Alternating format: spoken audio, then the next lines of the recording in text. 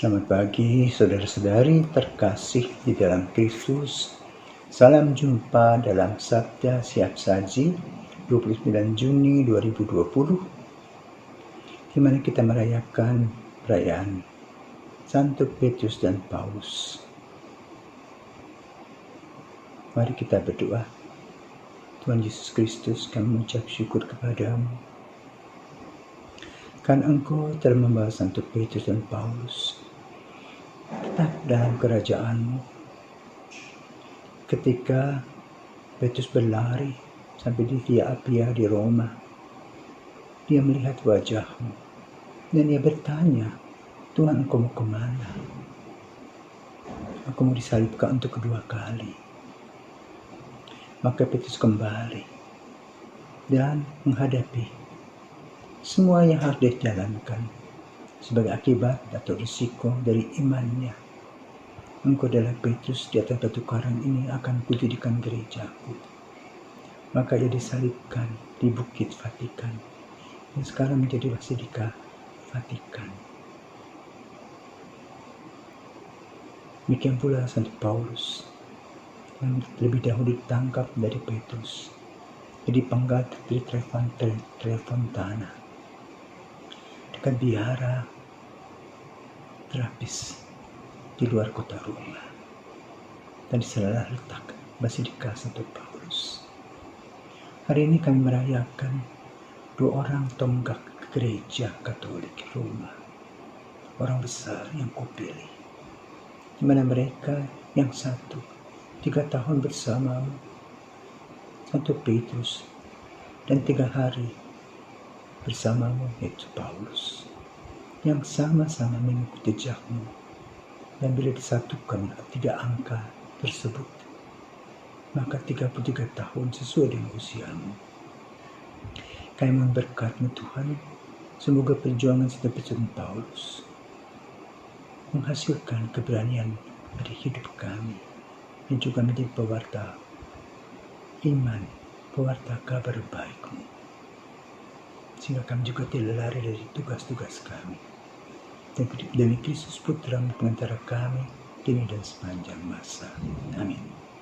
Tuhan bersamamu dan bersama roh-Mu. Inilah Injil Yesus Kristus menurut Matius. Sekali peristiwa Yesus tiba di daerah Kaisaria Filipi, ia bertanya kepada murid-muridnya, kata orang, siapakah anak manusia itu?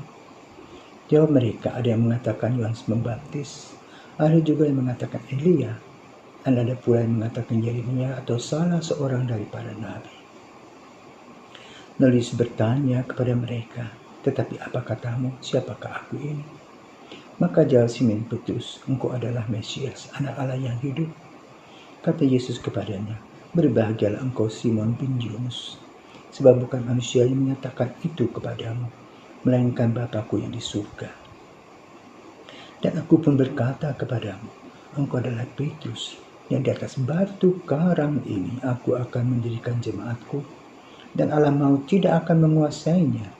Kepadamu akan kuberikan kunci kerajaan surga, dan apa yang kau lepaskan di dunia ini akan terlepas di surga. Demikianlah Injil Tuhan. Terpujilah Kristus. Saudara-saudari terkasih, tahun lalu saya berada di Roma dan melewati bebatuan putih, padas, karang. Dan ternyata apa dikatakan oleh Yesus, engkau adalah Petrus, di atas batu karang ini akan kudirikan gerejaku, benar. Setelah beberapa saat, pusat gereja dari Antioquia menjadi Roma sebagai pusat dari gereja. Injil pada hari ini mengingatkan kita bagaimana perjumpaan seseorang pada pertama kali. Ada intuisi yang hadir di dalam perjumpaan kita. Ada kesejukan yang dialami oleh Petrus, dan ia mengatakan dalam hatinya, orang ini tak salah lagi, orang yang kucari. Maka ditinggalkanlah semua tugas-tugas yang dia punyai. Harta bendanya juga dia tinggalkan. Dan dia mengikuti Yesus. Maka Yesus kemudian juga memberi kepadanya kunci kerajaan. Kata simbol Petrus selalu dengan kunci yang begitu banyak. Petrus adalah sosok yang luar biasa, yang telah menebak Yesus dengan tepat. Engkau adalah Mesias, anak Allah yang hidup. Yang ia yakin dan percaya. Kemudian Petrus mengikuti Yesus belajar bersama dengan murid-murid lainnya. Memahami dan mengerti apa yang dikatakan oleh Yesus dan diajarkan. Apa yang dilakukannya dengan sukacita oleh Yesus.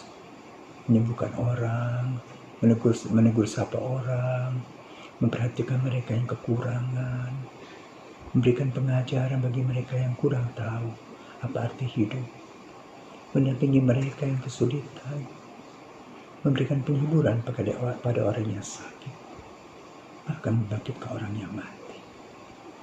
Pengalaman Petrus luar biasa. Hidup bersama dengan Yesus, berjalan bersama dengan Yesus. Namun, sebagai manusia, ia tetap ragu, ia tetap takut akan dirinya. Maka Petrus, ketika Yesus ditangkap di Taman Getsemani, lari meninggalkan Yesus dan menyangka Yesus 3 kali. Dan setelah itu Yesus mengunjungi dia dan bertemu lagi dengan Petrus. Petrus malu. Tetapi Yesus justru membangkitkan Petrus dari rasa terpuruknya. Jadi percaya dan yakin kembali bahwa apa yang dulu pernah dikatakan, engkau adalah Mesias, anak Allah yang hidup, benar-benar dialami setelah Yesus wafat dan bangkit. Dan dia mengatakan kepada Petrus, damai sejahtera bagi kamu.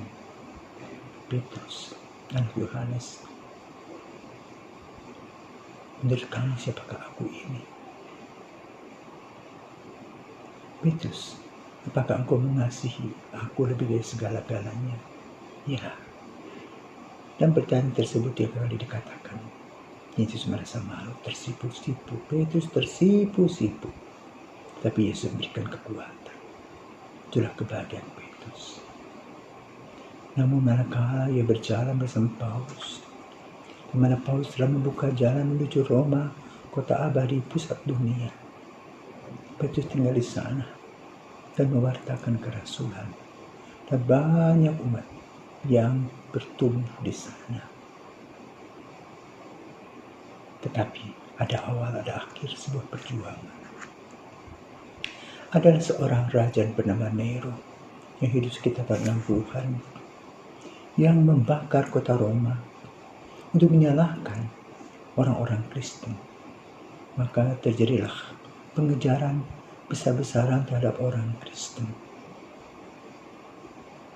Dan terutama kepada kedua pemimpin yang terkenal dengan khotbahnya yang mengganggu pemerintahan Nero. Bahkan sebelumnya begitu banyak martir yang dilaksanakan pembunuhan jadi mausoleum yang kini menjadi sejarah kehadiran gereja di Roma. Petrus disembunyikan oleh umatnya, diselamatkan. Sambil via Apia yang saat ini ada, Petrus bertemu dengan Yesus. Dan dia bertanya, Quo vadis Domine? Mau kemanakah engkau Tuhan? Yesus menjawab, aku akan disalib untuk kedua kali. Di sana dia sadar bahwa saatnya tiba. Dia kembali bersama dengan umatnya dan ditangkap. Kemudian ia disalibkan. Tetapi dia mengatakan, jangan seperti apa yang dialami oleh Tuhanku. Biarlah kakiku ke atas, kepalaku ke bawah. Tak sanggup dan tak sama aku dengan dia. Betapa laknatnya aku. Tapi ia menjadi martir di Bukit Vatikan yang kini menjadi basilika Santo Petrus. Sementara Paulus ditangkap di bidur. Dia dipenggal kepalanya di Trefontana. Dan digambarkan bagaimana kepalanya berguling selama 3 kali. Dan kini tempat itu dekat sekali dengan biara terapis di keluar kota Roma. Dua tonggak sejarah yang kemudian dibuatkan sebuah film dengan judul Quo Vadis, yang dibintangi oleh Robert Taylor dan Dean Carroll, yang menggambarkan tentang situasi Roma pada abad pertama, kekristenan di sana, di mana pembakaran, di mana pembunuhan, di mana kejahatan bercampur dalam pemberitaan kabar baik. Dan itulah yang diterima oleh gereja sebagai pil baik, yang tentu saja mengajarkan kepada kita untuk senantiasa berani berkorban, berani menerima risiko, tangguh, dan percaya bahwa Tuhan tetap hadir dan setiap langkah-langkah kita. Maka saya menuliskan sebuah syair, 2 tonggak. Kau dipilih dalam waktu berbeda untuk mengenali Yesus. Petrus 3 tahun, Paulus 3 hari. Namun berbobot sama, menjadi pewarta kabar handal, menjadi tonggak gereja perdana yang tetap berdiri kokoh. Engkaulah Petrus batu karang. Di atas batu karang ini aku akan mendirikan gerejaku, kata Yesus. Saulus, Saulus, mengapa engkau menganiaya aku? Ya Tuhan, biarlah anak ini akan menjadi orang yang akan membesarkan kita. Semua berlalu bagai es, karena matahari mencair mengairi bumi kasih Yesus. Itulah 2 tonggak mulia, 1 Petrus dan 1 Paulus, yang kita rayakan pada hari ini. 1 Petrus dan Paulus, doakanlah kami, agar kami tetap tangguh bersama mengikuti Yesus, Sang Juru Selamat.